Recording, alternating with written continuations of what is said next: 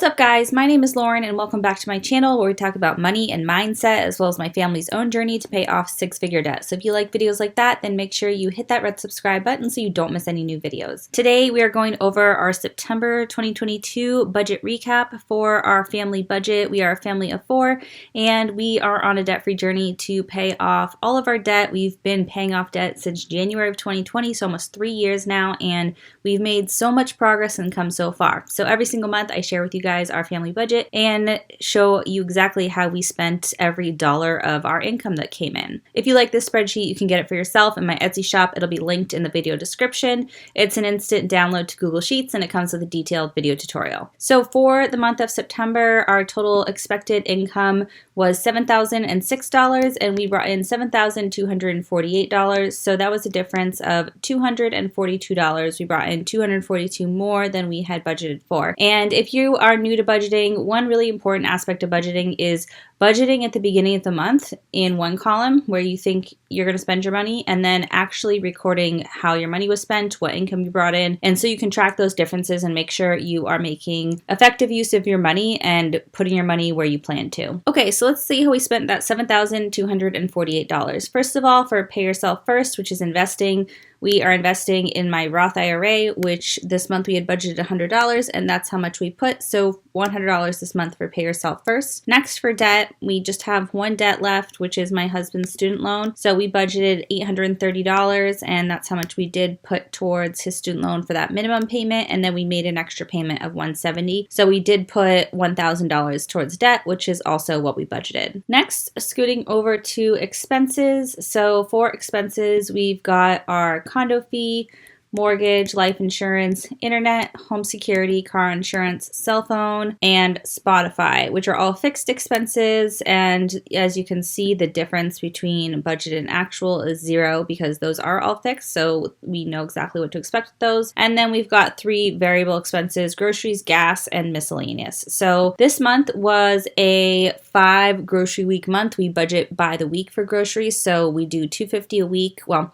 actually, normally we do $275 a week, but I challenged myself this month to do $250 a week. Anyway, we budgeted $1,250 and spent $1,296. So we did go over budget, but we had budgeted less this month by $125 for what we normally did, and I only went over by $46. So we were still under budget for what I would normally spend. So I was really proud of myself. I pushed really hard. We literally got 0 takeout this month. And yeah, I cooked every night, well, every other night, because I usually cook enough for leftovers the next night. But it was a good month, and I'm really proud of that number for groceries. And in case you're not familiar, that also includes all our household items like toilet paper and laundry detergent and all that kind of stuff.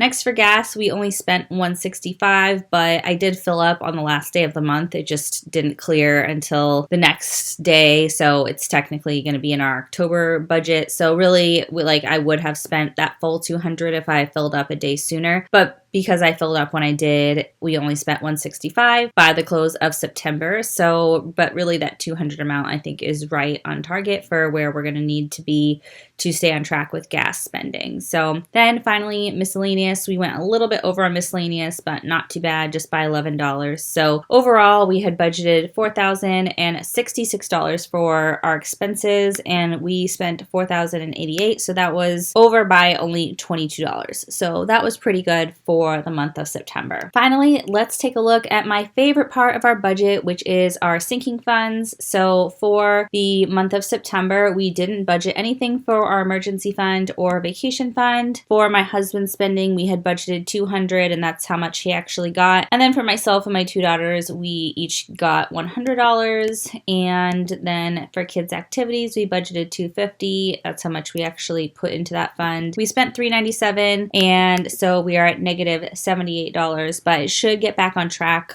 for next month. There was just something that we had to pay for a couple weeks earlier than I thought, so it went negative for like a couple weeks. And anyway, these are all in one account, so there's like $10,000 in one account. So if any one fund goes a little negative, it doesn't like overdraft our account or anything. For my cat Miles, we budgeted $200 and we spent $168, so he has $29 in his fund. We put $100 in our gifts fund, and so now we have $116, which is perfect because we have 2 gifts for the month of October, a wedding and a birthday. So by October, we'll have $216 in there, and that should cover all of that. Actually, I shared this on Instagram, but for the wedding, we are giving a check, and then we are also giving a copy of our favorite personal finance book, which is The Simple Path to Wealth, which I've talked about here on my channel a lot if you've followed along over the years. But for anyone new, I thought I'd mention it again. It's just a great book. The author wrote it for his teenage daughter, like about everything he'd want her to know about personal finance and investing. And we follow so much of the advice in that book. I just wish we had found it 10 years sooner, but we found it when we did, and it's so helpful. So I'll link it in the video description if you guys want to check it out for yourself. You can get it on Amazon or whatever, or you can just get it for free through your local library. Next, for car maintenance, we put $50 into this fund, so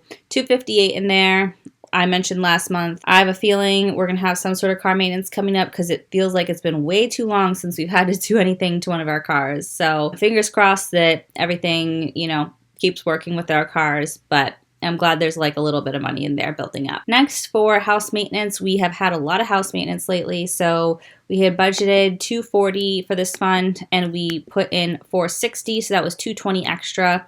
That's part of where that extra income went, that $242. It's actually most of the income, and then the other amount just was covering the difference of where we went over on our expenses. But yeah, so everything extra we made this month, we put into this fund.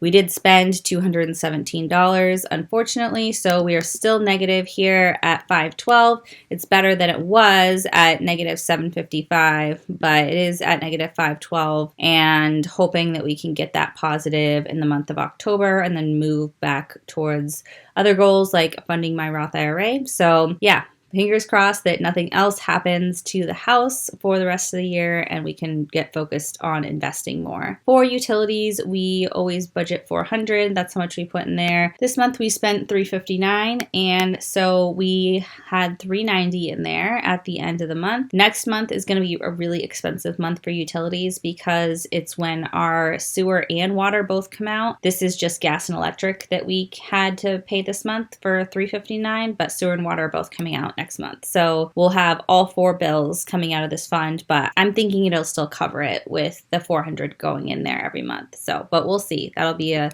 big cost next month. And finally, for our last sinking fund is Christmas/kids' birthdays. So that is at $100. I spent $85 this month working on starting to buy some Christmas presents, which is so nice and fun when it's like starting to get cold out and get towards the end of summer and you're just feeling kind of like and then you can start getting excited about Christmas and start shopping because you have money set aside. So we have cash flowed Christmas a couple years now. I think last year was the first time we ever did a Christmas sinking fund, and it was so nice to just have the money saved up throughout the year so it wasn't this big expense at the end of the year. And so I think we're going to do that every year going forward. And so right now we've got $428 in that fund, and it's on track to be fully funded by December so we can enjoy Christmas without any financial stress. So we are working on building up these sinking funds as much as we can each month. So let's see if we did make any progress this month. So we started out with $9,655. We budgeted $1,840 to put into these funds. We actually put in $2,060. However, we did spend $2,022, so we ended with $9,693. So slight increase in the total balance of the sinking funds. It moved in the right direction, so I'll take it, slowly inching up, hopefully month by month, to have more money in here to have a little extra cushion in case expenses come up. Finally, looking at the budgeted summary versus the actual summary, so you can see really just visually that our money pretty much went where we planned to this month. And after I just went through all of our budgeted versus actual and all the categories on our budget, we were just a couple of dollars over for our expenses, and then one of our sinking funds got that extra income. So I'm not going to actually go through all the percentages because they are just so close to what we had budgeted, and the only difference is because we got a little extra income and went a tiny bit over in the expenses category. But other than that, you can see we're really consistent month after month after month, putting our money where we planned. So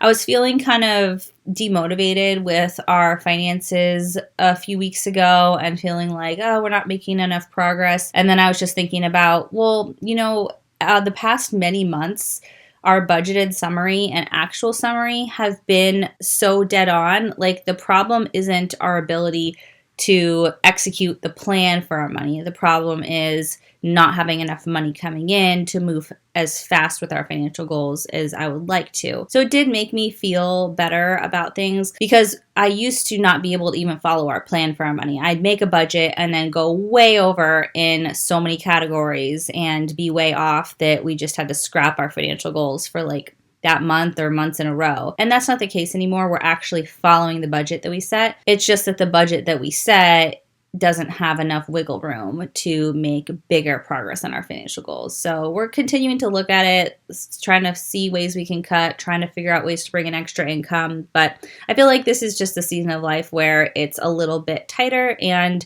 things will ease up in 2023 potentially. We've got a lot of things to figure out over the next year. We've been planning forever to move in 2023, and like just recently I've been thinking like, is it the right time? Should we wait a little longer? Because our housing expense is so low, and no matter what we do, if we move, it's going to go higher. Like whether we rent or buy a new place, there's just no way to keep it as low as it is now. So anyway, I'm rambling a little bit. I have more videos planned to talk more in depth about all these big decisions as they get closer. So I'm excited to talk to you guys about that.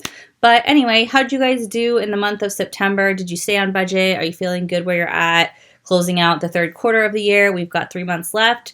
3 months left to hustle and get our financial goals met before the end of 2022. This year has just flown by for me. I don't know about you guys. I feel like 2020 was the longest year ever, and then 2021 was also long, but not quite as long as 2020. But 2022 has been like just absolutely flying by for me. So I want to try to fit in as much financial progress as we can towards the end of the year to finish the year strong. So comment below and let me know your goals for the rest of the year to finish the year strong with me. I'd love to chat with you guys in the comments about what you're trying to accomplish before the end of the year. If you like this video, as always, please give it a big thumbs up. And if you want to see more videos like this, then hit that red subscribe button so you don't miss any new videos. This spreadsheet will be linked in the video description. It actually comes with a net and gross annual and monthly budget spreadsheet. So you get all of those when you purchase it. So if you want to budget along with me, that will be linked in the video description. Thank you guys so much for watching, and I'll talk to you soon in the next video. Bye.